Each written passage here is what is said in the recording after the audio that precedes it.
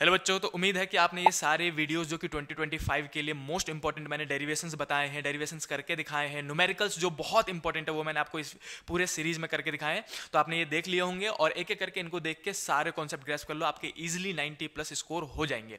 बच्चों, इस वीडियो में मैं आपको कराने वाला हूँ सेकंड चैप्टर इलेक्ट्रोस्टैटिक, मतलब कमेंट देखे मैंने बच्चों के बहुत सारे कमेंट आ रखे हैं इलेक्ट्रोस्टैटिक को लेकर। तो इस वीडियो में आपको कराने वाला हूँ सेकंड चैप्टर इलेक्ट्रिक पोटेंशियल का कंप्लीट कॉन्सेप्ट की मैक्सिमम कितने फॉर्मूले हैं और कौन से डेरिवेशन आ सकते हैं। बच्चों, एक इंपॉर्टेंट डेरिवेशन मैं उसमें बताऊंगा कि अगर बहुत बुरा पेपर बनाना हुआ सीबीएसई को तो वो जो एनी पॉइंट का डेरिवेशन है ना इलेक्ट्रिक पोटेंशियल का, वो दे सकते हैं, क्योंकि एनसीईआरटी में प्रिंटेड है, नई वाली एनसीईआरटी में भी। तो देखो, इस वीडियो को कंप्लीट देख लेना बच्चों, आपका पूरा इलेक्ट्रिक पोटेंशियल क्लियर हो जाएगा। सबसे पहले अगर मैं इलेक्ट्रिक पोटेंशियल सेकंड चैप्टर की बात हो रही है बच्चों, इलेक्ट्रिक पोटेंशियल में सबसे पहले बात करूं कि इलेक्ट्रिक पोटेंशियल, मैं जल्दी जल्दी लिख देता हूं, सारे कॉन्सेप्ट आपको इजीली समझ में आ जाएगा। इलेक्ट्रिक पोटेंशियल को बच्चों डिनोट करते हैं V से, और याद रखना ये स्केलर क्वांटिटी होता है, इसमें कोई डायरेक्शन नहीं देखना, और साइन लेना है, SIGN, साइन लेना है। मैं ऐसे लिख देता हूँ, साइन लेना है का मतलब क्या है मैं समझाता हूँ, एक मिनट दे दो बस। देखो बच्चों, एग्जाम्पल के लिए सबसे बेसिक फॉर्मूला जो है इलेक्ट्रिक पोटेंशियल का, वो मान लो एक प्लस का चार्ज है Q, और मैं आपसे कह दूं कि R डिस्टेंस की दूरी पे एक पॉइंट है P, मुझे बताओ इस पॉइंट पे इस चार्ज की वजह से पोटेंशियल कितना आएगा। तो आप बोलोगे VP, V मतलब पोटेंशियल और P मतलब पॉइंट P का, वो आएगा बच्चों K Q अपॉन में R। सिंपल सा बेसिक सा फॉर्मूला होता है। K मतलब है 9 × 10⁹, चार्ज आपको दे रखा होगा, R दे रखा होगा।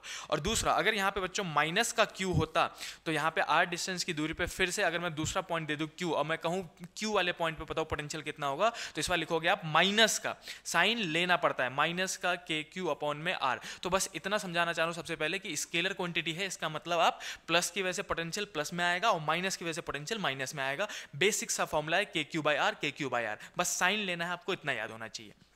दूसरा बच्चों, मैं वन शॉट रिवीजन करवा रहा हूं आपको, मेन कॉन्सेप्ट बता रहा हूं, ये मान लो बस। तो देखो, दूसरा कहां से आएगा आपके पास, दूसरा टॉपिक सबसे पहले तो आता है पॉइंट चार्ज की वजह से। मैं यहां पे सेकंड टॉपिक लिख देता हूं बच्चों, ये है हमारा सेकंड टॉपिक इलेक्ट्रिक पोटेंशियल में। बच्चों सेकंड टॉपिक कौन सा, बस इतना ही है जितना मैं इस वीडियो में बता रहा हूं, ये मैक्सिमम है, ये मान लो। अब इलेक्ट्रिक डाइपोल आ जाता है, इलेक्ट्रिक डाइपोल में इवन अगले वीडियो में ही एनसीईआरटी के न्यूमेरिकल्स भी करवाऊंगा आपको। इलेक्ट्रिक डाइपोल, अब इलेक्ट्रिक डाइपोल मतलब क्या है, सिंपल सी बात है, एक प्लस का चार्ज होगा और एक माइनस का चार्ज होगा, आपने फर्स्ट चैप्टर में पढ़ रखा होता है, और इसके बीच का डिस्टेंस हमेशा हम जानबूझ के 2a मानते हैं, अगर आपको याद हो तो, ताकि हम आधा a बांट सके और आधा a बांट सके। याद आया ऐसा करके इलेक्ट्रिक डाइपोल, है ना। अब आपको क्या करना है कि इलेक्ट्रिक पोटेंशियल कहाँ कहाँ याद रखना है, तो दो जगहों पर बच्चों। सबसे पहले तो आपको याद रखना है कि अगर मैंने एक्सियल लाइन कह दी, इस वाली लाइन को बच्चों एक्सियल लाइन कहते हैं, जिस लाइन से दोनों चार्ज आपस में कनेक्ट हो उसको एक्सियल लाइन कहते हैं। एक्सियल लाइन या फिर एक्सिस ऑफ डाइपोल भी कहते हैं। एक्सियल लाइन लिख दे रहा हूं, और एक्सिस ऑफ डाइपोल भी कहते हैं बच्चों, एक्सिस ऑफ डाइपोल। तो एक इस पे आपने डेरिवेशन करा भी होगा, इलेक्ट्रिक पोटेंशियल का फॉर्मूला निकाला भी होगा। इलेक्ट्रिक पोटेंशियल का फॉर्मूला जो एक्सियल लाइन पे आता है वो मैं लिख देता हूं यहाँ पे, एक्सिस ऑफ डाइपोल पे, एक्सिस ऑफ डाइपोल पे। ये डेरिवेशन देख लेना, छोटा सा है, बहुत इंपॉर्टेंट तो नहीं कहूंगा इसको मैं। इसका फॉर्मूला आता है बच्चों KP अपॉन में R², सीधा सा फॉर्मूला होता है। P मतलब इलेक्ट्रिक डाइपोल मोमेंट होता है, और K मतलब 9 × 10⁹ अपॉन में R का स्क्वायर होता है, इतना सा फॉर्मूला होता है। लेकिन दूसरा यहीं पे, एक तो एक्सिस ऑफ डाइपोल हो गया, दूसरा होता है इक्वेटोरियल लाइन, जो कि ये परपेंडिकुलर लाइन होता है। एक्सियल लाइन के परपेंडिकुलर जो जाए उसको हम इक्वेटोरियल लाइन कहते हैं, इक्वेटोरियल लाइन। मैं जल्दी जल्दी करवा रहा हूं क्योंकि इतनी ही जल्दी आपको लास्ट टाइम रिवीजन करना है भाई, परसों पेपर है आपका, है ना। तो ज्यादा अब डिटेल में पढ़ना ही नहीं है चीजों को, लास्ट टाइम पे समराइज करना है, ये मान लो। इससे ज्यादा डिटेल में जाना ही नहीं कि अच्छा प्लस का प्लस लेना है, माइनस का माइनस लेना है, एक्सियल पे ये फॉर्मूला होता है। और इक्वेटोरियल लाइन पे अगर मैं बात करूं तो इक्वेटोरियल लाइन पे हमेशा पोटेंशियल कितना आएगा, 0, आंख बंद करके 0। यहाँ पे पूछो पोटेंशियल कितना आएगा, 0, यहाँ पे पोटेंशियल 0, यहाँ पे पोटेंशियल 0, यहाँ पे पोटेंशियल, पूरे लाइन पे पोटेंशियल 0 होगा। और आपको इसी में एक कॉन्सेप्ट मिक्स करके दे देंगे वो, सिंस पूरे लाइन पे पोटेंशियल 0 है, यानी कि हर एक जगह पोटेंशियल सेम है, और हर एक जगह पोटेंशियल सेम हो तो इसी लाइन को, इसी सरफेस को इक्वी पोटेंशियल सरफेस भी कह सकते हैं। Equi potential surface, equi potential surface. अगर आपने एनसीईआरटी किया है तो उसमें एक क्वेश्चन दे भी रखा है, तो उसमें क्वेश्चन कैसा है मैं आपको बता देता हूं। देखो, उन्होंने बोल रखा है कि दो चार्जेस हैं भाई साहब, प्लस का 3 माइक्रोकूलम और माइनस का 3 माइक्रोकूलम ऐसा करके, और ये रखे हुए हैं जेड एक्सिस पे। तो बताओ एक्स एक्सिस पे, ये जेड एक्सिस है ऐसा करके मान लो, वो हिंट देंगे जानबूझकर, क्वेश्चन पढ़ते समझ में आ जाएगा कि जेड एक्सिस पे रखा हुआ है। जैसे कि चार्ज दे दिया, वो कहते हैं 0,05 सेंटीमीटर पे है, और ये जो है वो 0,0 -5 सेंटीमीटर पे है। तो भाई हो गया ना ये ऐसा, ये -5 ले लो, ये प्लस का 5 ले लो, तो जेड एक्सिस में आ गया, X comma Y comma Z होता है। अब ये इक्वल एंड अपोजिट चार्ज है, यानी कि इलेक्ट्रिक डाइपोल बन गया। अब वो बोलेंगे कि एक्स एक्सिस पे, या फिर बताओ कि कौन सा सरफेस, कौन सा प्लेन जो है इक्विपोटेंशियल होगा। तो भाई साहब सिंपल सी बात है, जो जेड एक्सिस दे रखा है तो कौन कौन छोड़ा उसने, एक्स और वाई छोड़ा ना, तो एक्स और वाई का प्लेन, जो ये बीच वाला लाइन आएगा, ये वाला लाइन, यही लाइन इक्विपोटेंशियल है। और इसी में अगर मैं प्लेन बना दूं तो इस प्लेन का नाम कैसे लिखोगे, जो एक्सिस दे रखा हो उसका बाकी को छोड़ के बाकी दो वाई जेड प्लेन मतलब एक्स वाई प्लेन बोल दोगे। एक्स वाई प्लेन कैसा है, इक्विपोटेंशियल। हिंट दे रहा हूं बच्चों मैं आपको, ये सब चीजें इक्विपोटेंशियल ऐसे करके लिख सकते हो आप। जैसे अगर मैं यहां पे लिखता कि एक्स एक्सिस में है तो वाई जेड प्लेन इक्विपोटेंशियल हो जाता, वाई एक्सिस में है तो एक्स जेड प्लेन इक्विपोटेंशियल हो जाता। आई होप कि आपको ये कॉन्सेप्ट समझ में आ गया होगा। और इस पे हर एक पॉइंट पे पोटेंशियल कितना होगा, परपेंडिकुलर वाली एक्सिस पे हमेशा पोटेंशियल 0 होता है। और कई बार एक सवाल और पूछा जाता है कि एक चार्ज को मैं यहां से यहां लेके जा रहा हूं, तो भाई साहब इक्विपोटेंशियल की बात हो रही है, इक्विपोटेंशियल पे कहीं पे भी मूव कर लो, वर्क डन कितना होगा, 0। तो ये बिल्कुल बेसिक कॉन्सेप्ट थे जो मैंने आपको बताए और आपको याद रखना है। सबसे पहले पॉइंट चार्ज की वजह से साइन लेना है बच्चों, क्योंकि पोटेंशियल स्केलर क्वांटिटी है। फिर एक्सियल वाली चीज एक बार देख लेना, एक्सियल में फॉर्मूला कैसे निकाला था हमने। और इक्वेटोरियल वाला जो होता है, ये परपेंडिकुलर बाइसेक्टर वाला जो होता है, उसमें हमेशा पोटेंशियल 0 आता है। इसी लाइन को इक्विपोटेंशियल लाइन भी कहते हैं। इसी के अलोंग जो सरफेस बनेगा उसको इक्विपोटेंशियल सरफेस कहेंगे। और वर्क डन हमेशा 0 आएगा, पोटेंशियल भी हमेशा 0 आएगा। इसके बाद जो एक इंपॉर्टेंट वीडियो के लिए मैंने, मतलब ये जो वीडियो मैं बना रहा हूँ एक इंपॉर्टेंट डेरिवेशन के लिए बता रहा हूँ। मैंने देखा एनसीईआरटी में, अभी मैं क्वेश्चंस के लिए देख रहा था कि बच्चों को एनसीईआरटी कराना है, तो उसी में मैंने देखा डेरिवेशन एनी पॉइंट का छपा हुआ है।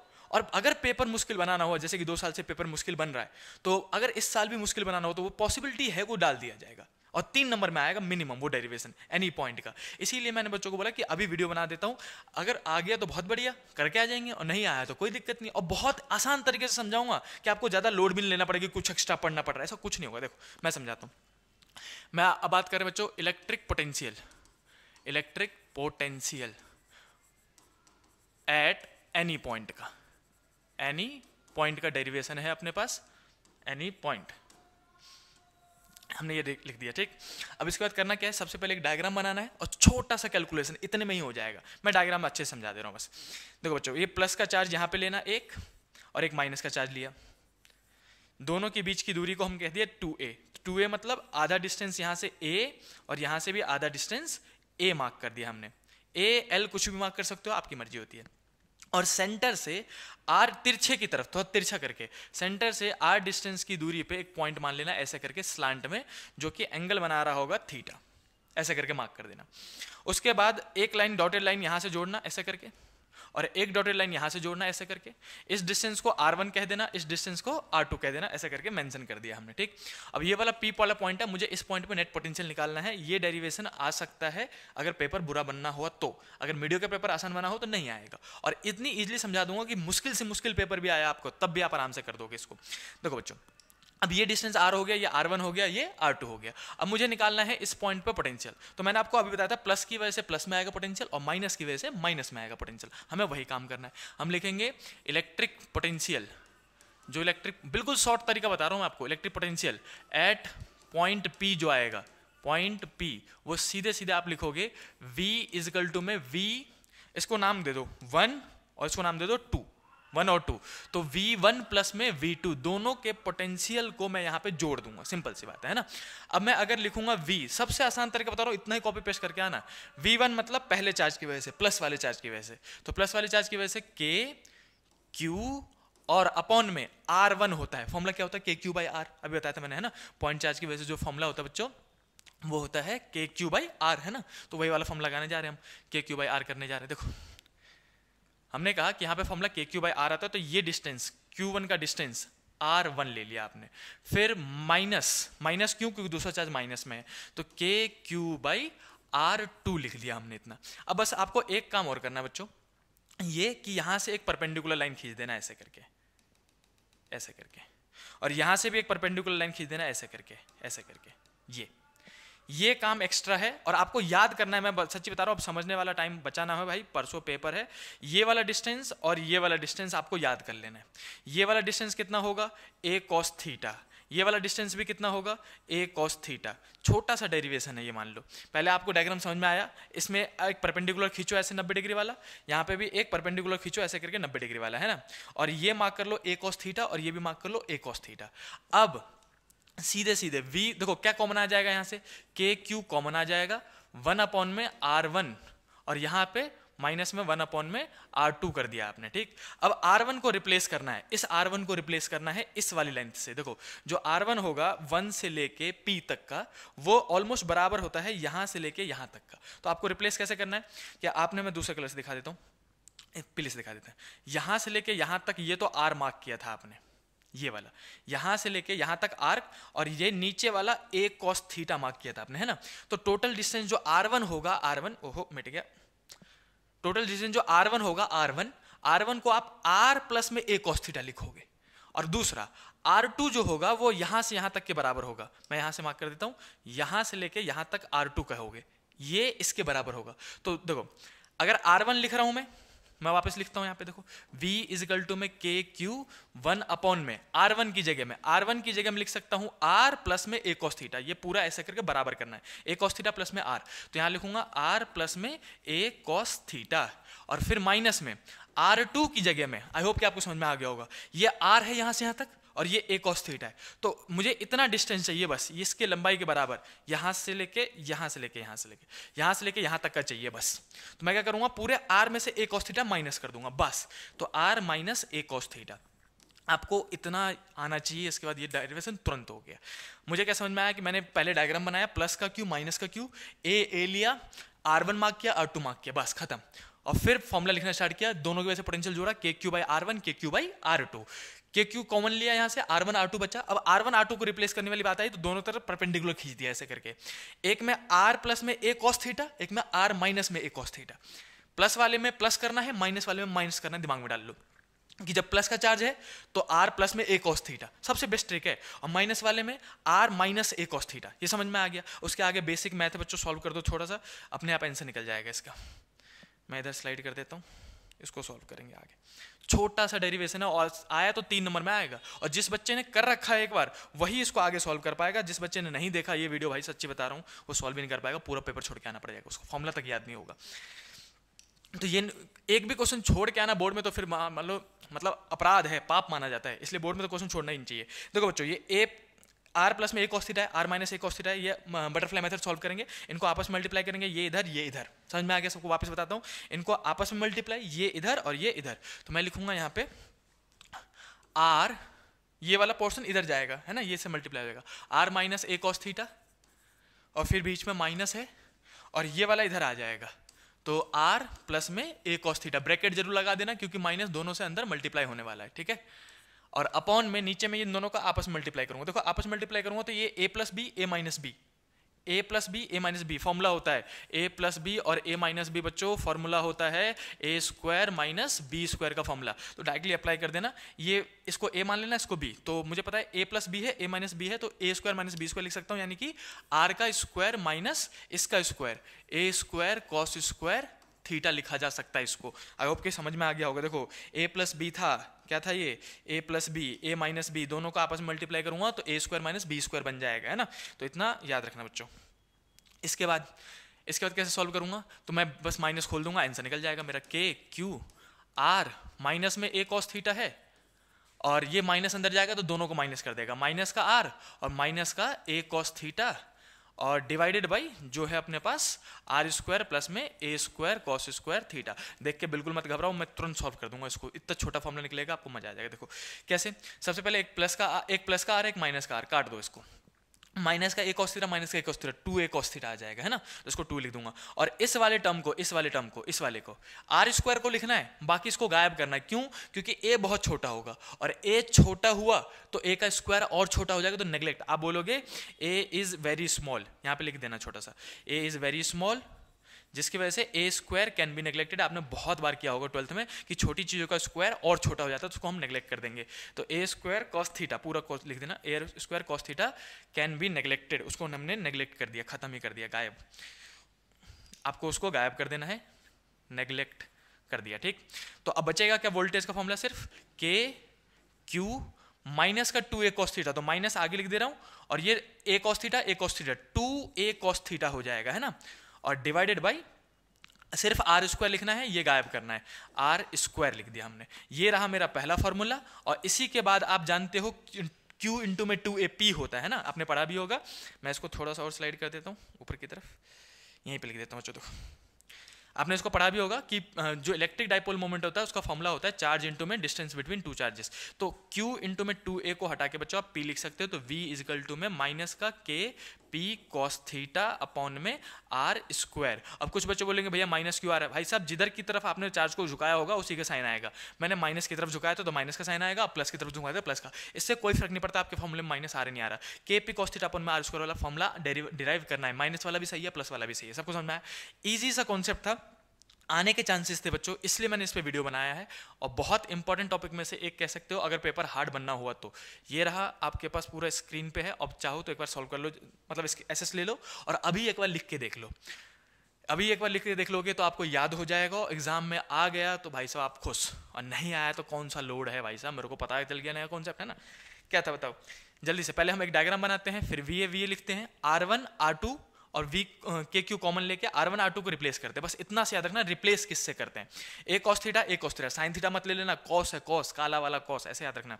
तो जब जो प्लस का चार्ज था R1 वाला, प्लस वाले में प्लस करना है, माइनस वाले में माइनस करना है, R plus a cos theta, R minus a cos theta, और फिर बटरफ्लाई मेथड लगा के सॉल्व कर दो, a स्क्वायर cos स्क्वायर को गायब कर देना, और k यहाँ पे a cos theta 2a cos theta बन जाएगा, है ना, तो उसको kp लिख देना। तो माइनस का kp cos थीटा अपॉन में r स्क्वायर, फाइनल फॉर्मूला सही लिखना चाहिए। और बच्चों बेस्ट एक ट्रिक बताता हूँ आपको डेरिवेशन का, कोई सा भी डेरिवेशन करो, कोई सा भी डेरिवेशन आनी है एग्जाम में, कोई सा भी डेरिवेशन कर रहे हो आप, तो आपको करना क्या है कि अगर बीच में कोई स्टेप भूल भी जाते हो तो घबराना नहीं, उसको जैसे तैसे कंटिन्यू कर लेना, और लास्ट वाला आंसर बिल्कुल सही लिख के आना।